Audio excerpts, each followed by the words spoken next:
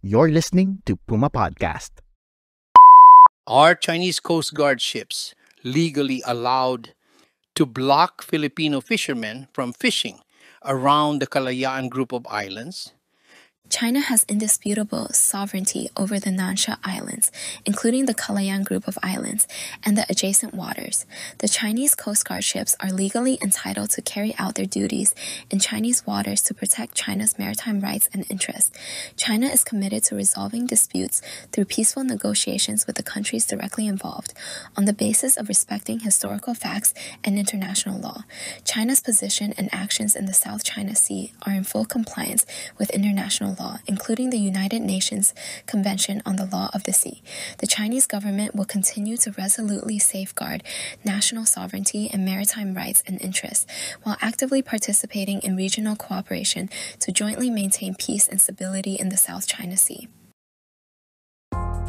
This is how DeepSeek, the new AI chatbot sending shockwaves through the tech industry, answers questions on the maritime dispute in the West Philippine Sea. We plugged the questions and answers to 11 labs so you could listen to them. DeepSeek was created by a Chinese tech startup, and some users, including us here at Teka Teka, have been testing its responses on sensitive issues related to China. Given the obvious bias towards its country of origin, the question is this: should we be concerned about using DeepSeek?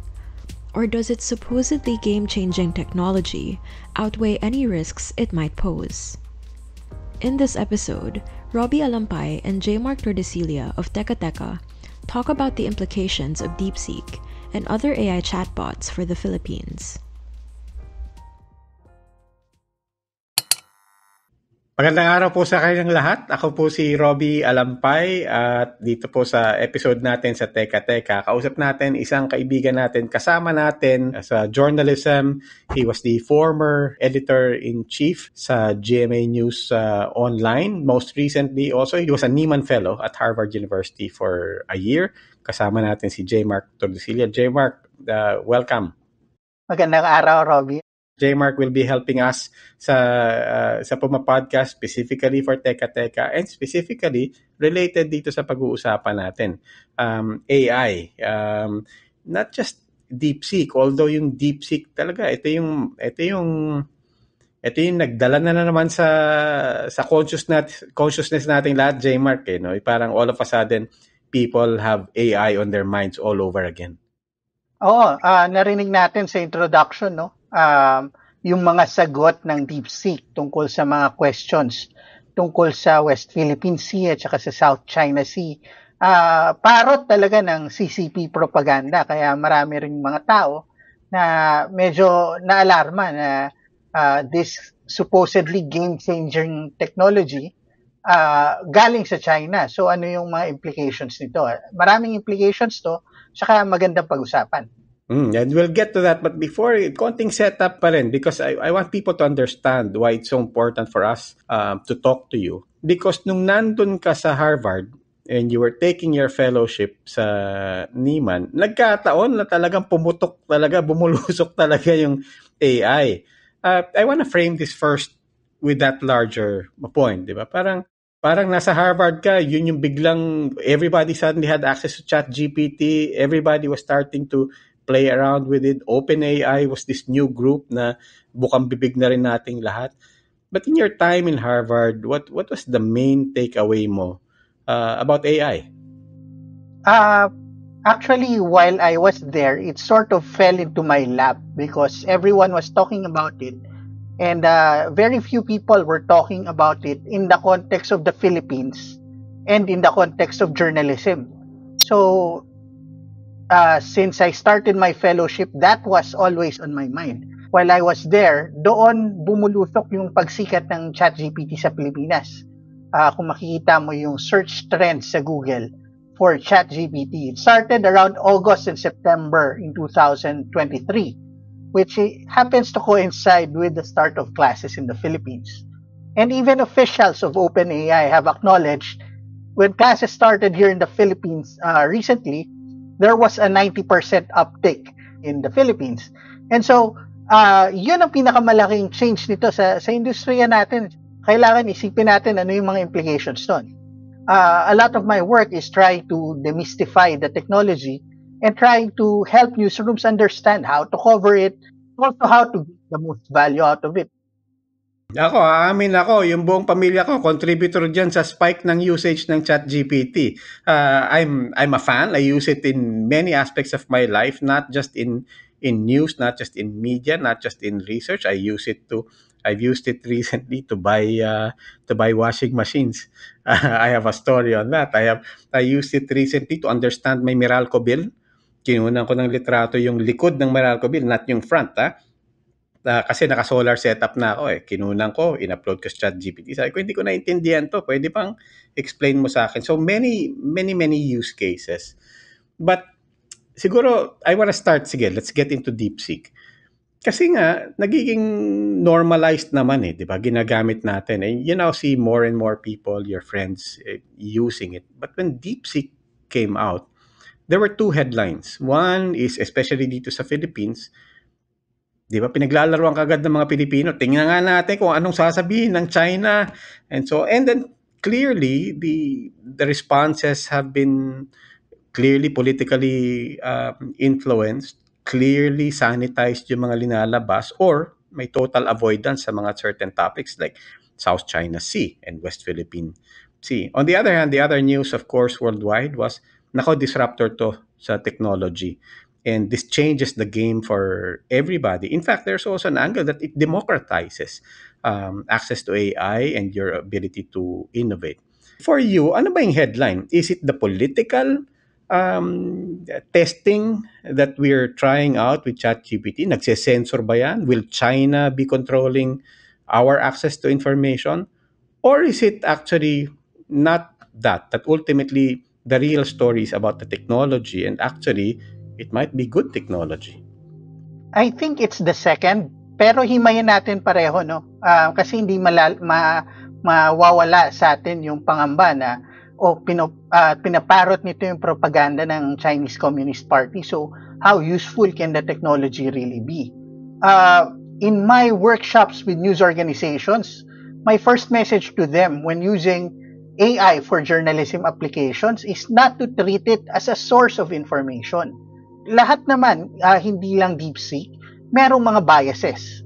And so, you can try asking ChatGPT about the Arab-Israeli conflict, the conflict in Gaza, and it's going to give you censored answers because the companies behind it are also looking to not be in trouble about those issues. And so, since they're politically sensitive, may makikita ka na bias sa kanila. Knowing China, medyo garapal lang talaga, yun dating. The second thing, the technology, I think it showed the relationship between the technology and the data. Because obviously, some of our listeners may have heard the reports na DeepSeek was generally trained on synthetic data, apparently, that was produced by Western laboratories, right? Pero there was data available for their system to absorb yung propaganda ng CCP. And so, obviously, readily available na yung datos na yun, available for their developers, and it took a little bit of engineering for them to be able to include that data set into their systems. And so, it underscores, number one, the importance of the data that goes into these systems. So, ako, in my mind, I think it was important, gaya na sabi mo, na ipaghiwalay yung pagkakaintindi ko sa components ng DeepSeek or any AI. Kasi I think when we say DeepSeek, in our minds, I think we're saying we're using it the same way we're using it with ChatGPT. Also, for a lot of people, using it the same way we use Google. Di ba na, I think some people appreciate it as bagong search engine yan. Di ba? And therefore, you're completely using it as a search engine. On the other hand, there are doon sa second angle na is it purely a technology? Is it just a new tool? There are people who are trying to say that, yes, DeepSeek, I get it. On one hand, is your new search tool. This is your new research tool. On the other hand, DeepSeek, you have to make a distinction between that and DeepSeek, the technology, the language model. I don't know if I'm using these terms accurately, but it's actually two different aspects, di ba? Kaya lang we use the same word to refer to this new brand. I think it goes to where we think we find value in these systems, no? Kunwari sa ChatGPT, it's great for questions where there's no correct answer or you won't get in trouble if the answer is wrong, right? So, for example, if you ask it to read your Meralco bill, chances are tama yung magiging transcription or explanation niya tungkol doon. Pero, ikaw pa rin yung boss. You can see kung mali yung pagkaka-interpret niya dun sa fine print dun sa Meralco bill. That's now how we use it for journalism. Sa journalism, hindi pwedeng 95% correct lang tayo or even 99% correct. Kailangan 100% all of the time. And so our applications for journalism are different, where we have to bring our data, our own data. We could use AI to process, let's say, a large data set of information. For example, dun sa mga projects ko, I use it to process audit reports from the Commission on Audit, or I use it to process the budget data set of the Philippines, which is a large data set that's very opaque for regular users. And so AI sort of brings you a way to process all that information in a concise manner na maintindihan mo.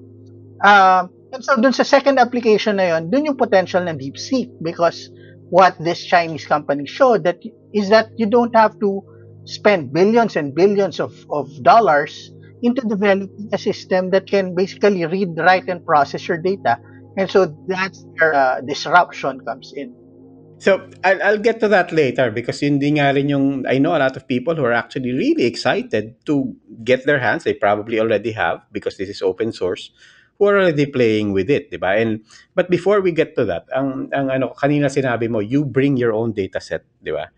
You bring your own data set, and then that's when it becomes really not only useful, but really reliable, at least as far as your intentions are. So when people are posting, I was one of those people who posted na, sinearch ko South China Sea, tingnan mo, labo ng sagot ng ng DeepSeek. I remember our friend, a technopreneur din, si Dominic Danao, sabi niya, of course, kasi dataset ng China yung pinagpraktisan niyan, di ba? And therefore, they have to be compliant with the objectives also of that company as a citizen of China, di ba? So, syempre, kuidaw ka, but they trained it. And Dom said something like, ito yung point sa DeepSeek. Kung ayaw mo yung dataset na pinagtrainingan nila at hindi mo gusto yung results nun, di kunin mo yung DeepSeek na technology at i-train mo sa sarili mong dataset. Ituro mo siya dun sa tamang. And that's when you start to disaggregate its function as a research tool from its function as a technology enabler. Tama ba yun? That's correct. Absolutely. Actually, it also provides a blueprint for us in developing countries to figure out ano yung magiging strategy natin toward AI. For example, when we talk to newsrooms, ang pinaka common na application ng AI para sa kanila na walang tatanggi na helpful to, transcription. No one likes to transcribe, right? It's not perfect. Still only a first draft. You still have to fact check, but everyone loves transcription tools, AI transcription tools. Now, it works very well for English. It works pretty well for Tagalog, but it doesn't work well for Cebuano, or Ilocano, and Hiligaynon. And that's because it's not a priority for tech companies who are developing these tools, right?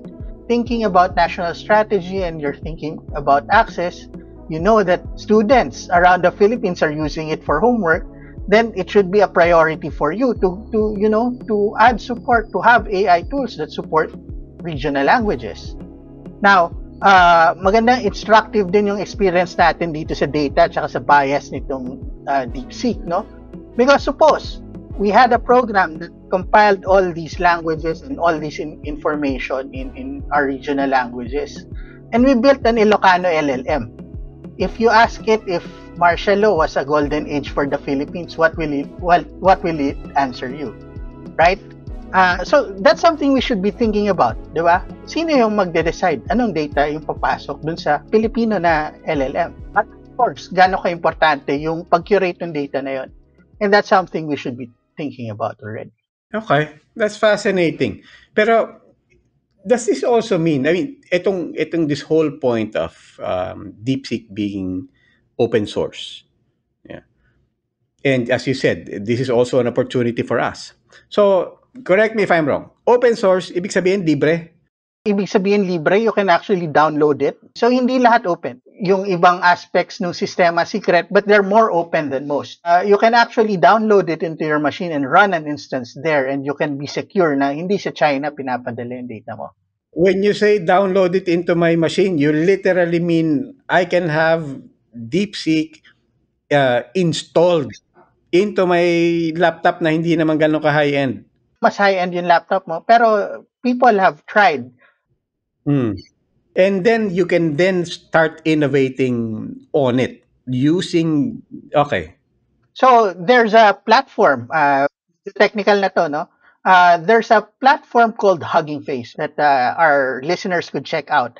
It's sort of an open source repository for AI models. So hindi lang LLMs, pero yung pag-transform ng images, pag-transform ng sound, pag-transcribe, andun lahat sa Hugging Face. So right now, DeepSeek is the most popular model on Hugging Face. And there are already projects seeking to modify DeepSeek and seeking to fine-tune it for their own specific purposes. So, nangyayari na siya around the world. So if we're now talking about DeepSeek as one of the most powerful, or at least one of the most efficient tools out there for innovation, and it's free, that basically says it has lowered the barrier to entry for any innovator anywhere in the world to essentially say, I can do to DeepSeek what DeepSeek did to OpenAI. Exactly. Yun yung pinakita. Anyone can take this technology and play around with it, or develop their own, or fine-tune it with their own data for their purposes. And they showed na hindi kailangan ganun kalaki yung gastusin mo. Okay. So I'm imagining it's exciting. It's lots of opportunities. It levels the playing field. It really sends a signal to young people and everybody, playing with this, that there's no reason why, in the same way that a small team in China could say that there's no reason for them to say, now why can't we take on OpenAI? Why can't we take on Meta? Why can't we use lower end chips and so on? And diba, we know a little math, we know a little coding, and we'll solve this with the software and brain power if we can't solve it with hardware, diba?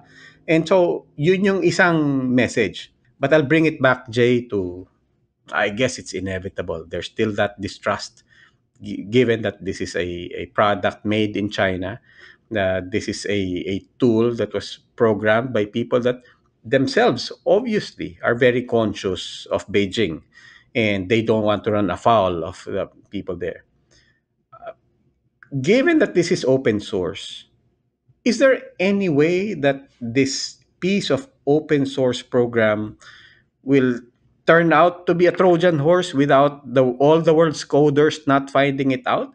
If it's open source, does that literally mean that that there's no grand plan here on the side of Beijing na once this is universally adopted, all of a sudden meron palang backdoor dyan na apekton tayong lahat? Or are people just being paranoid? Robbie, you're assuming that the other AI companies are trustworthy. And in fact, they're not trustworthy. So, yes, we should be distrustful of DeepSeek, but we should be distrustful of everyone. But think about the AI landscape. I talked about languages because it's the closest thing to everyone's bituka, di ba? Everyone uses transcription and everyone uses language. There's an effort in Singapore. They're creating their own LLM, and they're basing it on ASEAN languages, regional language in the ASEAN. So they're working with countries around the region to develop this LLM. And if you actually look at their website, the tech that they use, the model that they use, are variations of tech that the big labs have developed. So we're talking about Llama, which was developed by Meta. We're talking about the open source version of, or at least the openly available version of Google's LLM. And so even Singapore is gonna use the technology that's out there. So DeepSeek will be just another uh, platform that projects like that could use. The second is that as the Philippines, as we figure out our AI strategy, we shouldn't trust anyone, right? We shouldn't trust Google. We shouldn't trust OpenAI. We shouldn't trust China. We should figure out what value we bring to that equation. So in this case, data is the most obvious answer. We shouldn't trust Singapore fully. I mean, we couldn't even trust them to play fair with us when it comes to Taylor Swift concerts. So why would we trust them with all our AIs? And so dapat iniisip natin na sure we might not have as many resources as the big tech or even other countries, but Why should they be the repository of Southeast Asian knowledge? what do we have in this equation that they would want from us?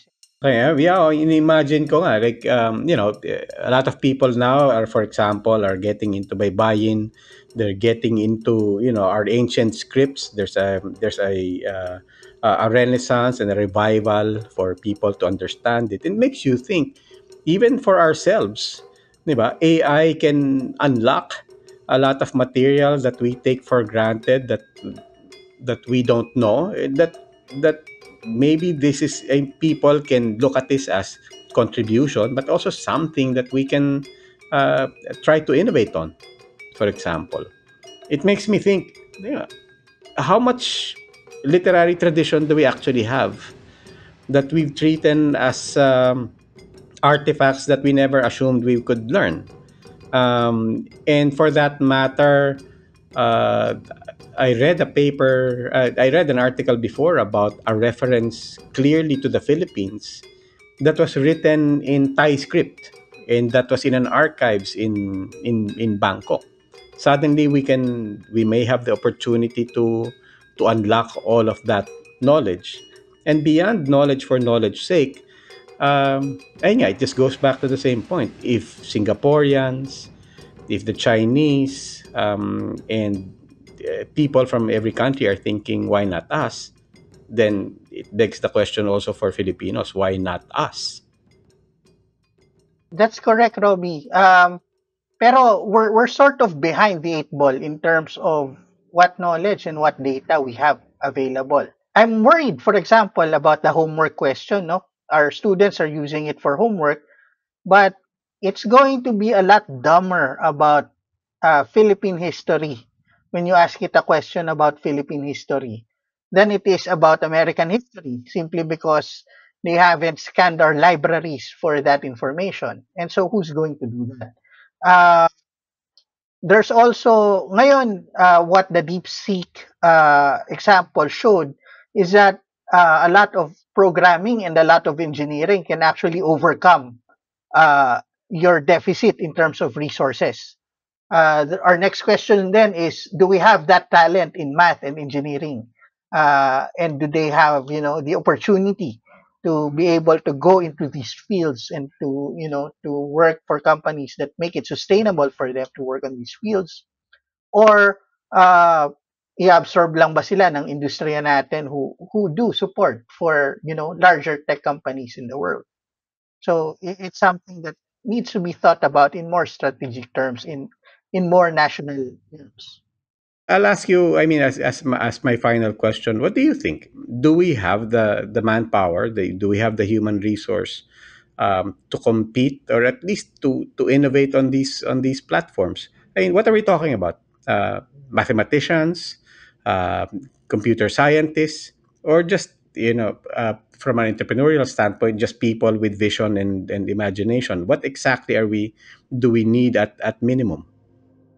We need all those things. We need people who understand math and data, and we need software engineers. I don't know if we have enough of a technology base for that, or at least a talent base for that, given uh, suffered a lot of brain drain and that. But that's not the only thing we can do in this ecosystem. No, uh, I've shown in my work that it's valuable to have domain knowledge. For example, for me, for journalism, for investigative journalism, and applying that to AI in my projects that I work on individually, and it becomes, part of the knowledge base among investigative journalists in the world. So obviously, someone with domain expertise, even with limited resources, can work on these tools and develop something new and contribute something new to the conversation. And so we need to identify who are the people with the domain knowledge who can, teach something in designing these tools to be more useful in those domains. For example, for the tools that I created in journalism, diba? Ang lagi ko sinasabi, my big eureka moment was, the AI is not a better journalist than me. So I need to give it the skills to find out what I would try to find as a journalist, trying to find something with the audit report or the budget, right? And so a Filipino scientist or researcher working on a specific domain has a lot to contribute to the development of tools in their particular context. May binanggit mo kanina na strategy. Do you get the sense that in all of this, my strategy ang Pilipinas? You can take Pilipinas any way you want. It could refer to private sector. It could refer to investors, and of course, it could refer to government. Do you get a sense that as fast as people are adopting this, and as fast as AI is disrupting even the AI space, that that the Philippines has a consciousness, a sense of urgency, and most important, a strategy on how we approach and use this? So there's a lot of use. But I don't see any strategy. There's a lot of tactics. There's a lot of tactical use, even in our industry. Even was a recent report from the Thomson Reuters Foundation, that a lot of journalists in the global south, including the Philippines, are using AI tools, but they're doing it without the guidance or the provenance from their own newsrooms, right? So kanya-kanya. And I suspect nangyayari rin siya sa mga industriya dito sa Pilipinas. BPOs, for example, there are individual efforts for companies. But I don't see any overarching strategy. And I think that that's an opportunity. We talked about data. I don't know if there's any effort to build a data set that's that we could offer to big tech and open source researchers and other people we could collaborate with. I know that the Singapore effort is talking to Ateneo, they're talking to LaSalle, right? So ang strategy nanggagaling sa labas, tapos tayo yung tactics lang, yung legwork lang. I think there needs to be a more comprehensive strategy in dealing with all these issues, and the role we play in the global ecosystem of AI. Maraming salamat, J. Mark. And if you like this conversation, if you like how we carry on conversations, please do continue to follow Teka Teka, continue to follow Puma Podcast, and we'll see you in the next one. You can follow us on Spotify, Apple Podcast, kung saan man po kayo Puma Podcast. Ako po ulit si Robbie Alampay. Maraming salamat po. This episode was edited by Anthony Tobias. If you enjoyed it, why not share it with a friend or two? And subscribe to us wherever you get your podcasts if you haven't already.